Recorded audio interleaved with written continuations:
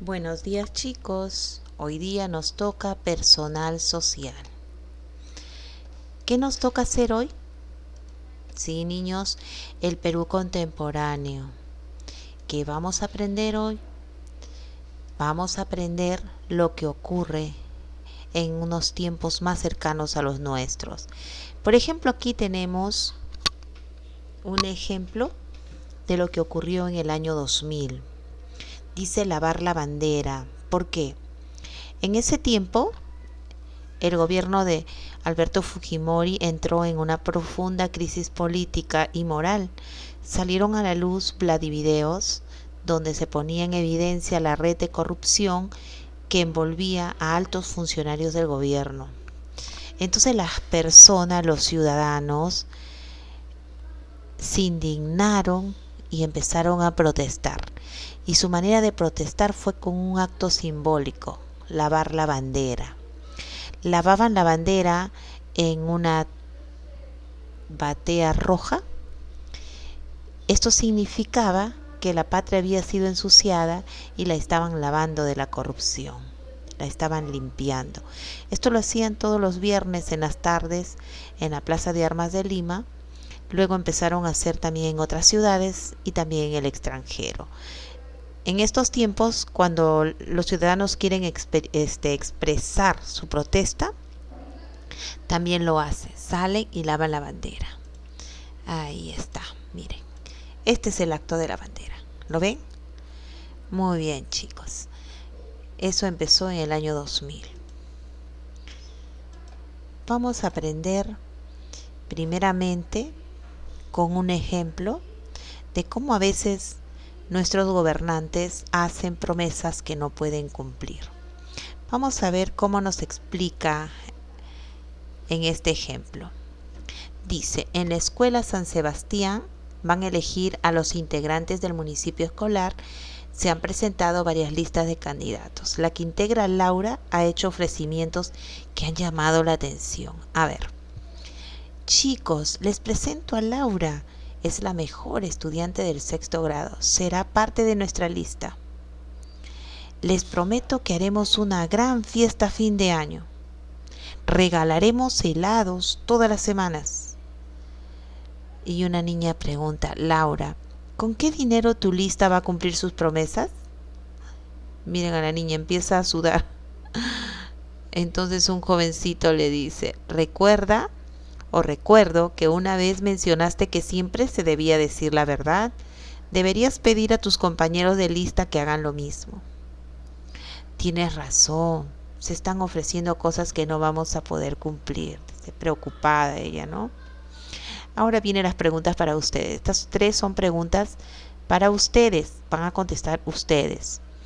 ¿Qué opinas de las promesas que hacen los compañeros de la lista de Laura? ¿Está bien? ¿Está bien que mientan para ganar? ¿Podrán cumplirlas? ¿Por qué? Tienes que contestar. La segunda pregunta dice, ¿qué posición debería asumir ella, o sea, Laura? ¿Debería seguir callada dejando que sus compañeros sigan mintiendo? ¿Por qué?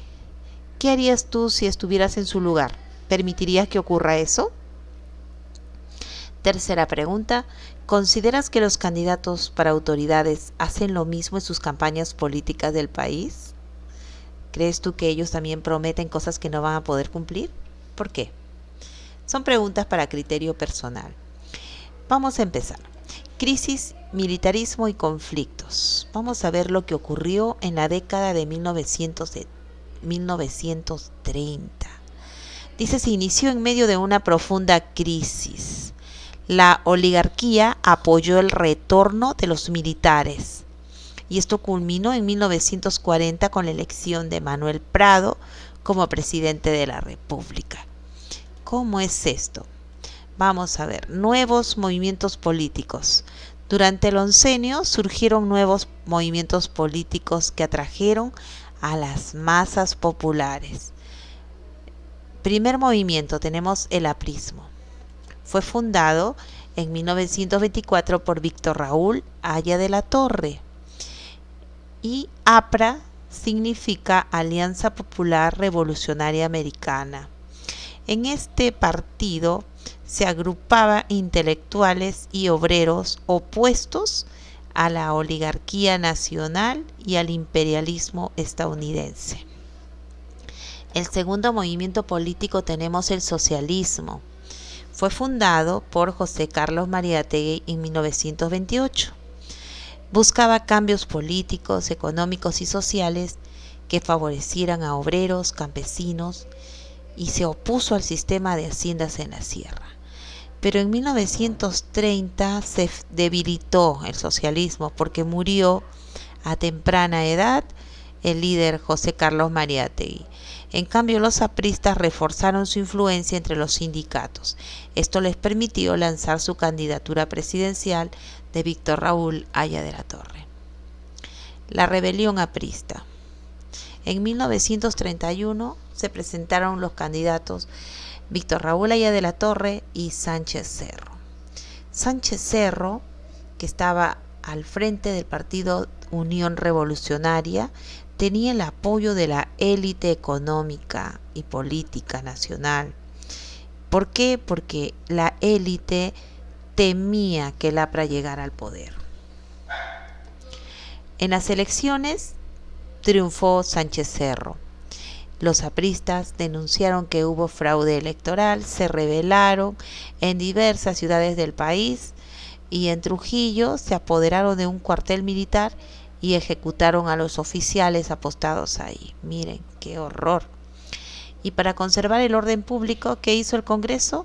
Dictó una ley de emergencia, donde autorizaba al Estado sancionar a cualquiera que hiciera alguna acción que considerara subversiva. Entonces empezó una persecución contra el APRA y fueron apresados los líderes, entre ellos Haya de la Torre. Gobiernos militares de 1933 a 1939. El gobierno de Sánchez Cerro promulgó una nueva constitución que amplió los poderes del Parlamento. Pero ese mismo año fue asesinado por un militante aprista. Le sucedió Óscar Benavides. Durante este gobierno se solucionó el conflicto con Colombia y se decretó una ley de amnistía para los apristas. Pero los atentados contra el gobierno continuaban, entonces el APRA volvió a ser declarado ilegal. En 1936 triunfó Luis Eguiguren, pero el gobierno anuló sus resultados diciendo que había sido apoyado por los apristas. Entonces Benavides continuó gobernando por 3 años más. Los gobiernos militares restringieron los derechos de los ciudadanos, pero implementaron medidas sociales como el horario de verano para obreros y empleados, el seguro social obligatorio para los trabajadores, la construcción de barrios obreros y comedores populares. Aquí vemos al presidente Óscar Benavides, junto a su gabinete ministerial. Gobierno de Manuel Prado, del 1939 a 1945. Unos años muy difíciles a nivel mundial, ¿no? El gobierno de Manuel Prado implementó medidas sociales con el fin de evitar el descontento popular. Mantuvo la estabilidad de los precios de los alimentos, aumentó los sueldos, realizó diversas obras públicas. En la parte económica promovió la industrialización y la formación de empresas nacionales. En la Segunda Guerra Mundial, aquí al Perú lo favoreció la economía nacional, pues aumentaron las exportaciones de materias primas y se incrementaron las inversiones extranjeras. Imagínense. Hoy nos surgió otro problema, conflicto con el Ecuador. En 1941, las tropas ecuatorianas invadieron puestos de vigilancia peruanas en Tumbes. Entonces las Fuerzas Armadas peruanas los desalojaron y ocuparon la provincia ecuatoriana de El Oro. En 1942, después del conflicto, se firmó un protocolo de paz, amistad y límites de Río de Janeiro. Allí se confirmó que Tumbes, Jaén y Maynas eran territorios peruanos y se inició la colocación de hitos en la frontera. Esta demarcación se interrumpió y quedaron pendientes 78 kilómetros en la cordillera del Cóndor, los cuales recién se colocaron en 1998. Me acuerdo haber escuchado al presidente Belaúnde Terry que dijo falso Paquilla. Bueno, eso vamos a ver la semana que viene. Muy bien. Vamos a ver. José Abelardo Quiñones. ¿Qué hizo este hombre, este peruano? Este hombre prefirió dirigir su avión hacia una base ecuatoriana y destruirla cuando él pudo salvarse porque podía saltar en su paracaídas, pero no, él hizo esto, murió en el acto. Entonces fue declarado, como un héroe, ¿verdad? Un héroe. Muy bien. Crisis, militarismo y conflictos. Vamos a desarrollar, chicos. Muy bien. Dice, coloca los siguientes acontecimientos. Aquí están 1, 2, 3, 4, 5, 6 acontecimientos que tienes que colocarlos en la línea del tiempo. En 1930, ¿qué pasó? Murió José Carlos Mariátegui. En 1931 lanzó su candidatura Haya de la Torre. En el 32 el APRA se rebeló contra Sánchez Cerro. En 1933 se promulgó una nueva constitución bajo el mando de Sánchez Cerro. En 1936 se anuló el triunfo de Luis Eguiguren, asumiendo de que fueron apoyados por los militantes apristas y le anularon su triunfo. ¡Qué horror! En 1937 fue el fin del segundo gobierno del general Óscar Benavides. Muy bien. Pregunta 2. Dice, lee el artículo de la Constitución Política de 1933. Dice, respetando los sentimientos de la mayoría nacional, el Estado protege la religión católica, apostólica y romana. Las demás religiones gozan de libertad para el servicio de sus respectivos cultos. ¿Crees que este artículo reflejaba principios de igualdad ante la ley? ¿Por qué?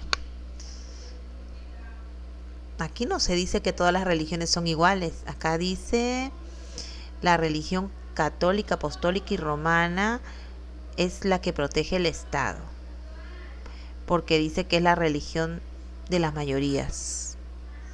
¿Hay igualdad acá? Parece que no. Parece que no. ¿Por qué? La Constitución defendía la libertad de culto, sí, pero el Estado aún tenía bajo su protección a la Iglesia Católica. Pregunta 3. Señala la importancia de cada personaje. A ver, Haya de la Torre, ¿fue importante? ¿Qué hizo Haya de la Torre? Fundó el APRA. Y su candidatura a la presidencia del Perú reforzó la influencia del partido en el país. Y José Carlos Mariátegui, ¿qué hizo? Fundó el socialismo y su temprana muerte debilitó el partido. Pregunta 4. Veamos, este es el mapa del Perú, ¿verdad? En la parte norte. Esto pequeño es Ecuador, pero miren qué pretendía Ecuador, hasta dónde quería, porque quería llegar al Amazonas y con el Amazonas quería salir al Océano Atlántico. ¡Qué barbaridad! Olvidándose que esto no era de él, no era, esto es del Perú. Bueno, vamos a ver, vamos a responder las preguntas. ¿En qué gobierno se dio este conflicto? Sí. ¿Y qué regiones políticas actuales se hubieran visto afectadas? Fue en el gobierno de Manuel Prado y se hubiera afectado Tumbes, Piura, Cajamarca, Amazonas y Loreto. ¿Cuál fue el rol que cumplieron las Fuerzas Armadas? ¿Qué lograron?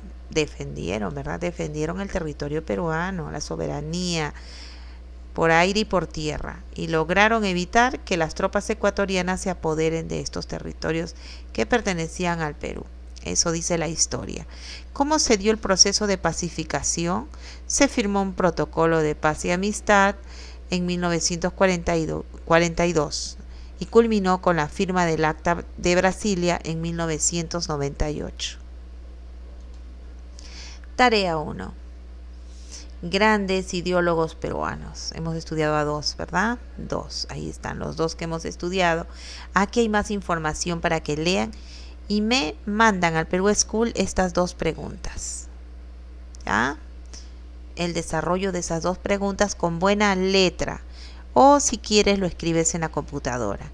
Pero que quede bonito, porque si no, me escriben con letra no adecuada y no entiendo lo que han escrito, chicos. Están en 6º grado. Tarea 2. La tarea 2 dice gobiernos militares. Ahí está.